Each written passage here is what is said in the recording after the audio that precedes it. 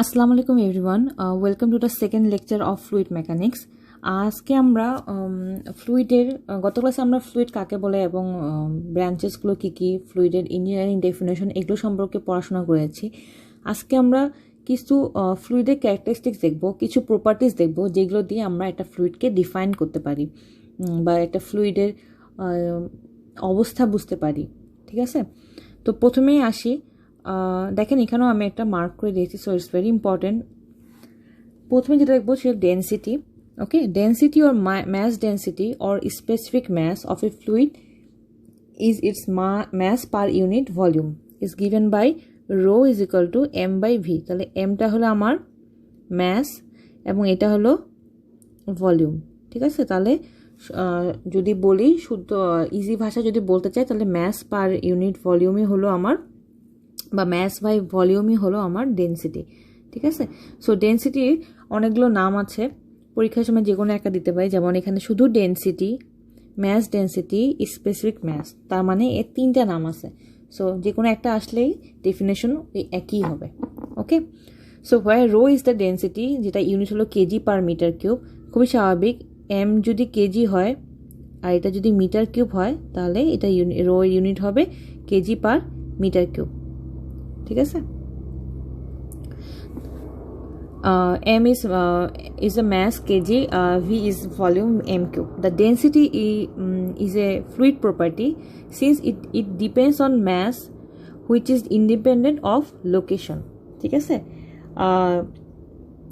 এটা একটু খেয়াল রাখতে হবে যে আমাদের যে ডেন্সিটি আছে সেটা শুধু ম্যাসের উপর ডিপেন্ড করে, কিন্তু ম্যাস কোনো লোকেশনের উপর ডিপেন্ড করে না। তার মানে এটা ইন্ডিপেন্ডেন্ট অফ লোকেশন, যার কারণে ডেন্সিটি ভ্যারি করবে উইথ টেম্পারেচার অ্যান্ড প্রেশার। ওকে, তার মানে একটা ফ্লুইডকে যদি আমি এক জায়গা থেকে আরেক জায়গায় নিয়ে যাই সেটা তার ডেন্সিটিকে চেঞ্জ করবে না। কিন্তু যদি দুইটা জায়গার মধ্যে টেম্পারেচার এবং প্রেশারের পার্থক্য থাকে, শুধু সেক্ষেত্রেই দুটো জায়গায় একই ফ্লুইডের ডেন্সিটি চেঞ্জ হবে। ঠিক আছে, সো এটা হলো বেসিক। আচ্ছা, দেন হলো the density of pure water at 4 degree Celsius and at temperature at atmospheric pressure is 1000 KG per metre cube. এটা সারা জীবনের জন্য মনে রাখতে হবে। ঠিক আছে, KG per metre cube unit যদি থাকে আর যদি আপনার পানির ডেন্সিটি বা জানতে হয় তাহলে অবশ্যই 1000 লিখতে হবে। আর density of sea water having salinity 3.3% is 1026 kg per metre cube. আচ্ছা, তারপর আমরা দেখব স্পেসিফিক গ্র্যাভিটি। ওকে,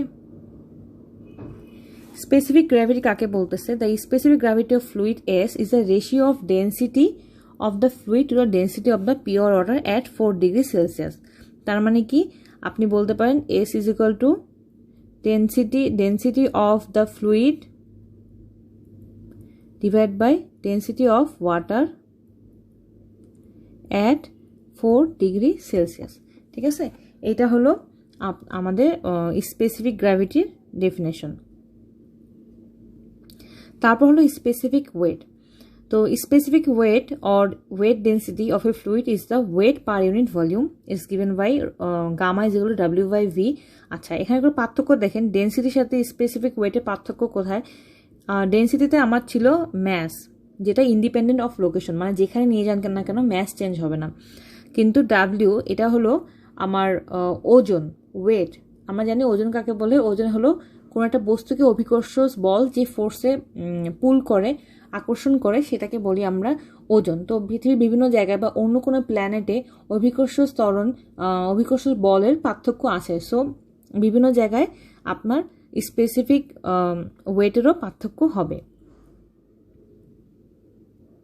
আচ্ছা,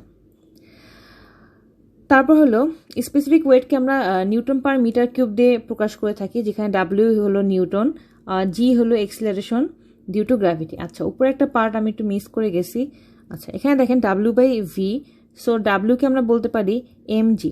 ঠিক আছে, W is equal to M G, আর নিচে আছে আমার ভি।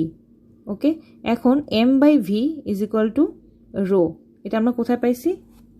এখানে। ঠিক আছে। সো এই রোটাকেই এখানে ইনপুট দিয়ে আমরা পাচ্ছি gamma is equal to rho G. Okay, আচ্ছা দেখেন এখানে একটা খুবই ইম্পর্টেন্ট একটা এক্সপ্লেনেশন আছে, যেটাকে আমি স্টার সাইন দিয়ে মার্ক করে দিয়েছি। এটা এতটুকু একটু পড়ে নেবেন আপনারা, এখানে শর্ট কোশ্চেন আসতে পারে। দেখেন এখানে কি বলছে, specific weight is not a fluid property. দেখেন আমরা তখন চিন্তা করলাম যে স্পেসিফিক ওয়েট হয়তো বা ফ্লুইডের কোনো একটা প্রপার্টি, কিন্তু আসলে স্পেসিফিক ওয়েট কোনো ফ্লুইডের প্রপার্টি না, because it depends on the acceleration due to gravity. তার মানে গ্র্যাভিটেশনাল এক্সিলারেশনের উপর আমার স্পেসিফিক ওয়েটটা ডিপেন্ড করছে, which changes from one place to another place on earth or on the other planet. তার মানে কি, এই যে এক্সিলারেশন আমি একটু আগেই বলেছি, যেটা পৃথিবীর বিভিন্ন জায়গায় প্লাস অন্য প্ল্যানেটে ডিফারেন্ট হবে। Okay, so for liquids the effect of small pressure change on the specific weight is practically negligible।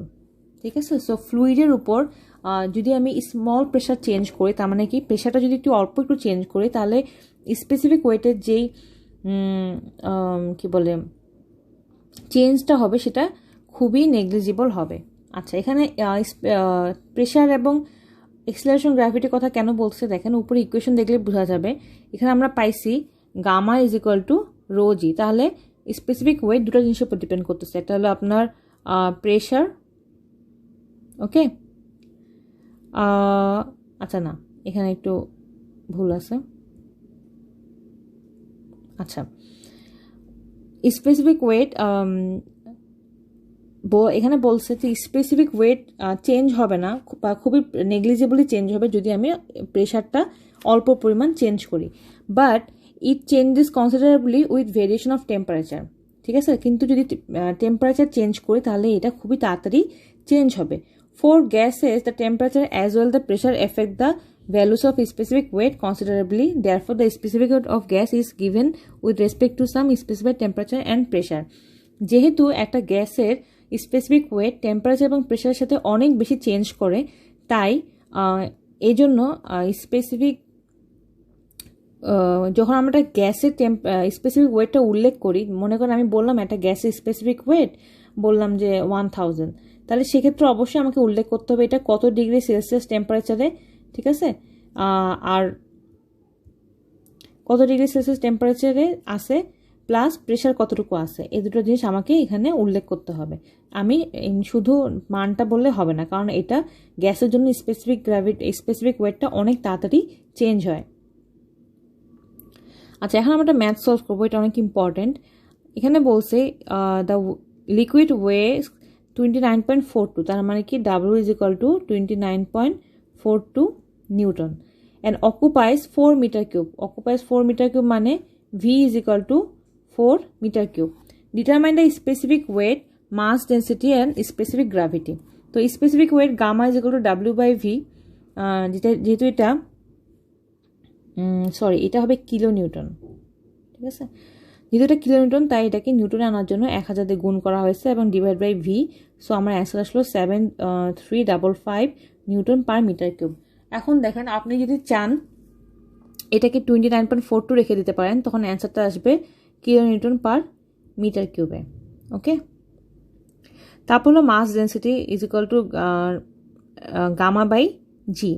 ঠিক আছে, আমরা একটু আগে পড়ছি gamma is equal to rho G, সেখান থেকে আসছে, আমি ফ্রেশ করে লিখি, আমরা পড়ছি gamma is equal to rho G, তাহলে rho is equal to gamma by G. Same গামার মানটা এখান থেকে এসেছে এবং জি তো আমরা জানি 9.81, সো এতটুকু কেজি পার মিটার কিউব। আচ্ছা, নিউটনকে যখন 9.81 দিয়ে ভাগ করা হয় তখন এটা অ্যান্সার চলে আসে, এটা কেজিতে চলে আসবে। ঠিক আছে, স্পেসিফিক গ্র্যাভিটি এস, এটা স্পেসিফিক গ্র্যাভিটি আমরা পড়ছি যে ফ্লুইডের যেই স্পেসিফিক ওয়েট ডিভাইড বাই পানির স্পেসিফিক ওয়েটকে আমরা স্পেসিফিক গ্র্যাভিটি বলতেছি। তো দেখেন এখানে স্পেসিফিক ওয়েট আসছে, ফ্লুইডের মাস ডেন্সিটি ডিভাইড বাই পানির মাস ডেন্সিটিকে আমরা বলি স্পেসিফিক গ্র্যাভিটি। তাহলে দেখেন এখানে ফ্লুইড যেটা আমাদের দেওয়া আছে সেটার মাস ডেন্সিটি আসছে 749.75 divided by 1000, কারণ আমরা জানি at 4 ডিগ্রি সেলসিয়াস টেম্পারেচারে পানির মাস ডেন্সিটি হলো 1000 কেজি পার মিটার কিউব। আচ্ছা, এখন আমরা দেখব কম্প্রেসিবিলিটি অফ ফ্লুইড। কম্প্রেসিবিলিটি কাকে বলে? যদি একটা ফ্লুইড মাসকে আমরা কম্প্রেস করতে পারি তাহলে সেটাকে আমরা বলি compressibility. Fluid may be compressed by an external pressure applied to a volume of fluid. However, gases are compressed by an external pressure to a much greater degree than liquid. তার মানে আমরা fluid থেকে গ্যাসকে খুব তাড়াতাড়ি compress করতে পারবো at greater degree, মানে অনেক বেশি। তো দেখেন এখানে কম্প্রেসিবিলিটি ডেফিনেশনটা দেওয়া আছে।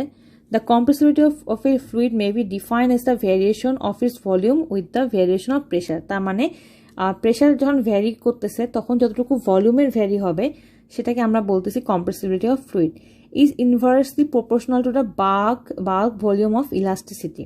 ওকে, যে ফ্লুইডের একটা প্রপার্টি আছে বাল্ক ভলিউম ইলাস্টিসিটি, সেটার সাথে ইনভার্সলি প্রপোর্শনাল হবে এই compressibility প্রপার্টিটা। Consider that a force is applied to a fluid so that the volume of fluid V decreases by an amount del V. তার মানে একটা ফ্লুইডের ভলিউম ছিল আগে V, সেখানে আমি একটা ফোর্স দিলাম, সাপোজ একটা ফোর্স দিলাম সেটা P, এবং সেটা ভলিউম ডিক্রিজ করবে del V। তাহলে আমরা লিখতে পারি এটা, যেটা হলো P proportional to minus del V by V। Minus কেন হলো? কারণ হলো যেহেতু আমার ভলিউমটা কমতেছে, দ্যাটস ওয়াই এখানে মাইনাস হলো। ঠিক আছে, তো এইটাকে একটা কে দিয়ে প্রকাশ করলো, এই প্রপোর্শনাল সাইনটাকে একেই বলতেছে। তাহলে আমরা ইকুয়েশনটা পাচ্ছি হলো এটা আমার ফাইনাল ইকুয়েশন। এখানে কে হলো volume or bulk modulus of elasticity, যেটা কথা একটু আগে আমরা বললাম। সো এটার পর একটা ম্যাথ দেখতে যাচ্ছি, এটা খুবই ইম্পর্টেন্ট। দেখেন, the decrease in volume of a certain mass of a liquid is observed to be 1/500 of the original volume. তার মানে এখানে of the original volume মানে del V by V is equal to 1/500। তার মানে কি 500 ভাগের মধ্যে 1 ভাগ ভলিউম চেঞ্জ হয়েছে। when pressure is 5000 kilonewton per meter square, তার মানে P এর মান হলো আমার 5000 kilonewton per meter square is applied. Find the bulk modulus of elasticity of the liquid. তাহলে এখনই আমরা উপরে ইকুয়েশনটা দেখলাম, K is equal to minus P divided by del V by V। এখানে Pটা হলো প্রেশার, ঠিক আছে, ফোর্স পার ইউনিট এরিয়া বা প্রেশার। তাহলে জাস্ট মানগুলো ইনপুট দিলে আমরা মানটা পেয়ে যাচ্ছি। এখন দেখেন ইকুয়েশনে আগে থেকে মাইনাস দেওয়া আছে, এবং এখানে যেহেতু ভলিউমটা কমে গেছে সেজন্য del V by V is automatically minus 1/500 হবে। ঠিক আছে, এটা একটু মনে রাখতে হবে, যার কারণে এই মাইনাস এবং এই মাইনাস কাটাকাটি হয়ে অ্যান্সারটা আমার প্লাসে আসবে। এগুলো একটু ছোটোখাটো ব্যাপার যেটা খেয়াল করতে হবে। আচ্ছা, আরেকটা জিনিস হলো, আরেকটা প্রপার্টি হলো কোহেশন এন্ড অ্যাডিশন। আমার ধারণা আপনার জিওটেকনিক্যালে কোহেশন অ্যাডিশন একটু পড়ছেন, তাও এখানে একটু এক্সপ্লেন করি। Cohesion is the property of a fluid by which molecules of the same fluid are attracted. This property enables the fluid to resist tensile stress. তার মানে কি কোহেশন কাকে বলছে? সেম ফ্লুইডের মধ্যে, সেম ফ্লুইড পার্টিকেলগুলোর মধ্যে যে আকর্ষণ সেটাকে বলছে কোহেশন। তার মানে কি পানির সাথে যে আকর্ষণ, বা পেট্রোলের সাথে যে আকর্ষণ, ডিজেলের সাথে যে আকর্ষণ, মানে একই রকম ফ্লুইডের মধ্যে যে আকর্ষণ সেটাকে আমরা বলতেছি হলো কোহেশন। আর এই কোহেশনের কারণে ফ্লুইড টেনসাইল স্ট্রেসটাকে রেজিস্ট করতে পারে। এটা খুবই ইম্পর্টেন্ট একটা প্রপার্টি, টেনসাইল স্ট্রেস রেজিস্ট করা। টেনসাইল স্ট্রেস রেজিস্ট করা মানে ফেইলিওরকে রেজিস্ট করা। আচ্ছা, adhesion is a property of a fluid by which molecules of different liquids are attracted to each other, or molecules of a liquid are attracted to another body. তার মানে দুইটা different লিকুইডের মধ্যে যে আকর্ষণ, অথবা একটা লিকুইড এবং আরেকটা সলিডের মধ্যে যে আকর্ষণ, সেটাকে আমরা বলতেছি adhesion. This enables two different liquids to adhere to one another or to adhere to another body. ঠিক আছে, যদি আমার একটা চ্যানেল থাকে, সেটার মধ্যে যদি পানি প্রভাবিত হয়, তাহলে সেই চ্যানেলের এই বাউন্ডারির সাথে, মনে করি এটা বাউন্ডারি, এই বাউন্ডারির সাথে পানির যেই অ্যাডহেশনটা, যে আকর্ষণটা, সেটাকে আমরা বলবো অ্যাডহেশন। ঠিক আছে, তার মানে কি ডিফারেন্ট ফ্লুইডের সাথে অথবা অন্য একটা সলিড বা অন্য একটা বডির সাথে ফ্লুইডের যে আকর্ষণ কাজ করবে সেটাকে বলে অ্যাডহেশন।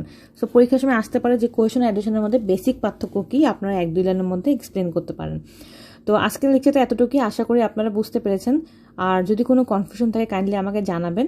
ঠিক আছে, সবাই ভালো থাকেন, আল্লাহ হাফেজ।